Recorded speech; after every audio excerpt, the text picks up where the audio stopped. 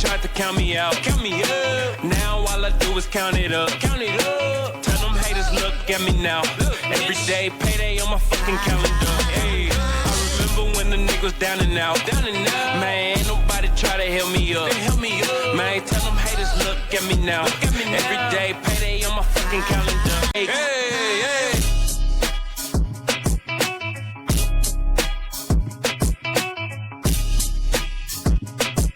What's going on, everybody? This is the Third Eye Wrestling Podcast, where we don't just watch wrestling, we see through it. Last night's Monday Night Raw gave us major backlash setups, big confrontations, and one huge ending involving Roman Reigns and Jacob Fatu. We got a lot to break down, so if you're a real wrestling fan, hit that like button with an RKO out of nowhere and run to the corner and give it a nice punt kick to top it off. Let's talk about it. Let's start with the biggest story of the night. Roman Reigns came out looking every bit like the champion, but Jacob Fatu made it clear he is not to be intimidated. This feud already feels dangerous. Jacob Fatu brings up different energy. He's not playing mind games. He looks like a man ready to destroy everything in front of him. And let's be honest, we already know Jacob feels like a bigger threat than Solo Sikoa ever did. But now the real question is Jacob Fatu anywhere close to the level of Roman Reigns? That's a different conversation. Being dangerous is one thing. Being dominant is another. Being Roman Reigns is elite territory. My honest opinion, Jacob has the power, the aura, and the unpredictability. But Roman Reigns has proven greatness, pressure moments, and a level of presence very few can touch. That's why this feud works. Jacob Fatu may be bigger than Solo in the pecking order, but now we find out if he's truly ready for Roman Reigns level smoke. What do you think? Next up, Seth Rollins challenged Bron Breakker to a match at Backlash. This has potential to steal the show. Bron has the power, Seth has the experience. But Seth also took a verbal shot saying Bron isn't even number 2 in the Steiner family. Now hold on. That sounds good in the moment of the promo, but let's really think about it. Because when it comes to WWE singles success, no Steiner has won singles gold in WWE except Bron Breakker. So if Bron is the only one in the family to capture WWE Singles Championship gold, wouldn't that technically make Bron Breakker better than both his father, Rick Steiner, and his uncle, Scott Steiner? That's the debate. Legacies matter. Influence matters. Star power matters, but championships matter too. My honest take, Scott Steiner is the bigger legend. The Steiner brothers are one of the greatest tag teams ever, but Bron Breakker is building a resume that could surpass both of them in WWE singles success. And let's be honest, Bron Breakker needs these big spotlight matches now. It's time to prove he belongs at the top. And he's showing that. He's showing you guys that every time he's on the mic with someone who can really speak, who has a lot of charisma. He's upped his game on that, going up against guys like Seth Rollins. But we also saw Becky Lynch defeat Io Sky last night to retain her Intercontinental Championship, but not without the help of Asuka. During and after the match, Asuka attacked Io during the match, distracting her for Becky to hit her with a manhandle slam and pinning her to retain her Intercontinental Championship. But after the match, Asuka still continued her assault. Um, it was nice storytelling on that end because it shows that they were not done. Now, this is where things get interesting. Whenever Asuka enters the picture, chaos follows. And the crowd made something very clear last night with the "We Want Kyrie" chants, calling for Kyrie Sane's reinstatement after her recent release last week. That tells you fans know this story may need another layer.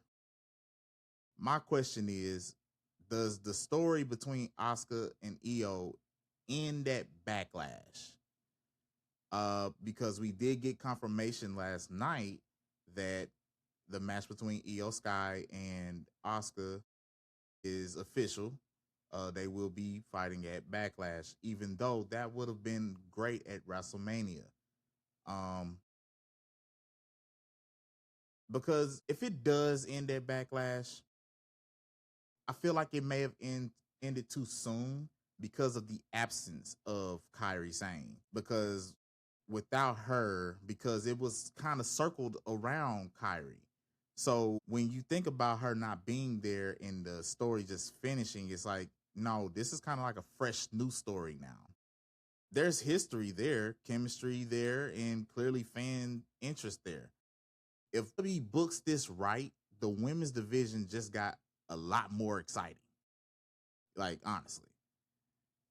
And speaking of women's division, let's talk about the women's tag division.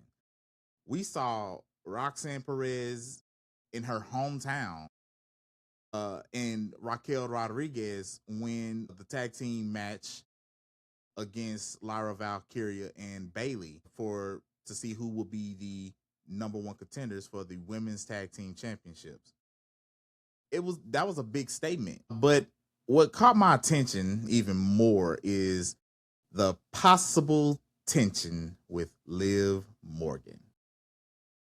Liv, she doesn't fail to insert herself into practically anything when it comes to the women's division, even if it's tag team and she's not even in the tag team. She's the women's world heavyweight champion, but you can feel the seeds being planted whether it's jealousy, trust issues, or someone feeling like they were trying to be replaced. WWE might be building something bigger here. My honest take, Roxanne Perez brings fresh energy, Raquel brings power, and Liv Morgan may feel threatened by that because Roxanne and Raquel do work better in tandem than Raquel and Liv did, in my opinion.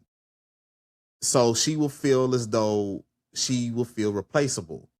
So for Liv, she has to assert her dominance in a way of going, hey, you weren't here when I put Finn out, but I wasn't here when Finn brought you in.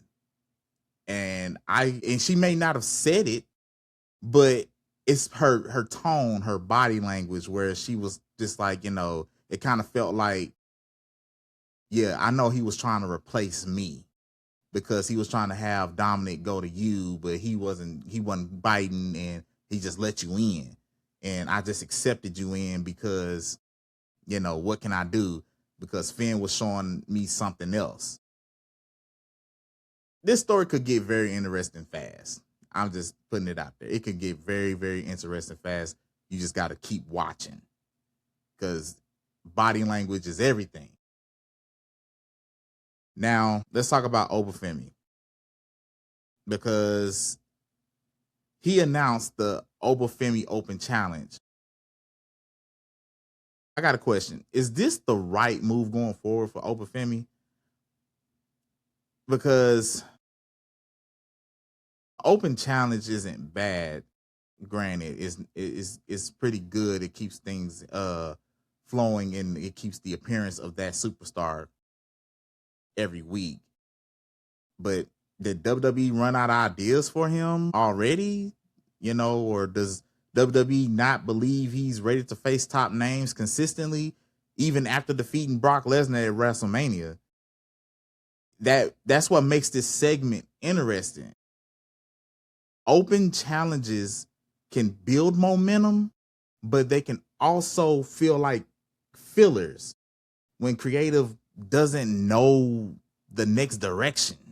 Like they don't know where to sing you. They don't want to make you look too good. Then they don't want to make you look bad if you mixed up with the wrong superstar in the ring. Maybe y'all don't have the same ring chemistry and it don't bring that magic. My honest take, Obafemi should be presented as a future Monster main eventer player, not someone spinning wheels every week. If this open challenge leads to a major rivalry, that's fine. That's great. But if not, WWE may be cooling off a guy who should be heating up right now. Like in this open challenge, who would you like to see Obafemi go up against in this open challenge? Who would you like to answer Obafemi's challenge? Because I don't want to hear people saying, Gunther, it's not time right now. That's the one thing right there. I do agree if WWE said that it's not time for him and Gunther yet. I agree. But I don't see someone just popping up answering this challenge thinking that they're going to beat this guy. And we already seen people from NXT go up against him, and we just can't have that again. Not so soon. But who knows? I mean, leave in the comments, who do you think that he should face in this open challenge? Because I'm pretty concerned. It shows concern now. Okay, he wasn't really presented last week. He just came out and said he's arrived. And this week it was a impromptu match with Grayson Waller, which it was a complete squash. So it's like, okay, who do you think should answer this challenge and make it look good without hurting Obafemi at that? But if I was to give a grade on Monday Night Raw, I would give it a B+, because we had the Jacob Fatu and Roman Reigns storyline, which was really good. Because what we saw at the end, very unpredictable Jacob Fatu, and that was good to see. And it kind of intimidated Roman into position to accept the match. So I like that. It gained momentum for Jacob Fatu going into the match. The Bron Breakker and Seth Rollins promo, like I said, it showed Bron Breakker improving his promo skills, his charisma, and it was entertaining. The women's division stories are advancing. Obafemi created debate, as I just said. Multiple stories are progressing. But what didn't happen and what didn't really work, WWE didn't show a lot of urgency per se. They need to keep the urgency every week. Even if it just like how it was last Monday, it was a Monday after WrestleMania. They had debuts and it was just a lot of things going on. This week it kind of seemed very cooled down a bit, except for the things like I said, Roman Reigns and Fatu, Bron Breakker and Seth Rollins. Some segments felt like fillers. Don't come in my neck for this, but the Joe Hendry concert, I am kind of getting a little bit bothered by the concerts, because I'm going, okay, look, he's a wrestler. Let's not have him just doing concerts. Have him do something. Y'all could have had him be backstage and someone said, man, I'm not going to say his name. And then he just pops up, do the things that we see and that are entertaining to the fans, even though the song was very entertaining, because fire Logan Paul. But yeah, it felt like a filler, and it was just, yeah, we had the Street Profits. Like, do something more with the Street Profits. Just stop having them as rescue acts in the segments. Have them do segments. You know what I'm saying? But my bold prediction for the future is mainly on the women's division. Honestly, Liv Morgan and Roxanne Perez are headed for conflict sooner than later. I see it coming. I don't know if Liv is gonna turn on Roxanne, or Roxanne and Raquel is gonna turn on Liv. I don't know, but I can see it coming. It's gonna be some tension between both of them, and it's gonna lead us to a one-on-one or multiple assaults on each other.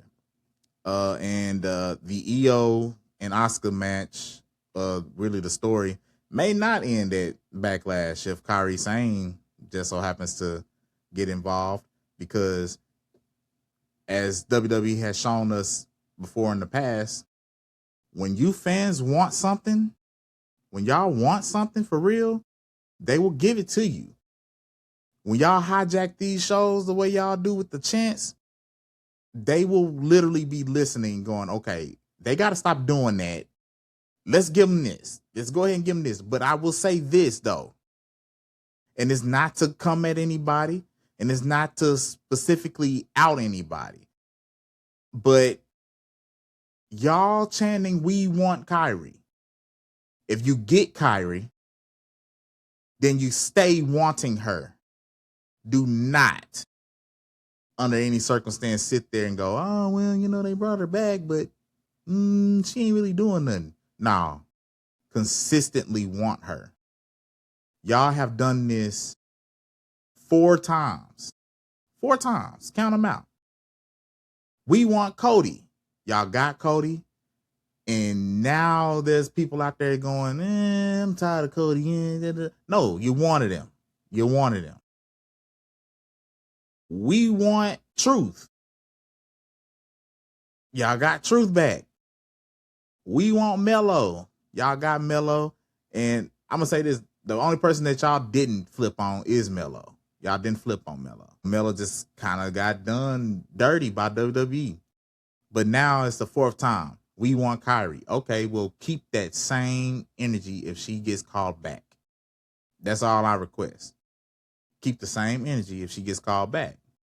So if she does come back, let's say by Backlash, well, I don't think the story is going to be ending between Asuka and Io, because Kairi's now going to be involved. So anyways, that's my take on last night's Monday Night Raw. Did I miss anything that should have been talked about? Do you think Jacob Fatu should beat Roman Reigns? Does Asuka versus Io end at Backlash? And is this Obafemi challenge the right move? Drop your comments in the comment section. Please. I want to hear it. If you want real wrestling talk with no fake reactions, subscribe to the Third Eye Wrestling Podcast. The next upload is going to be on Saturday at 12. I will see y'all then. Y'all be smooth.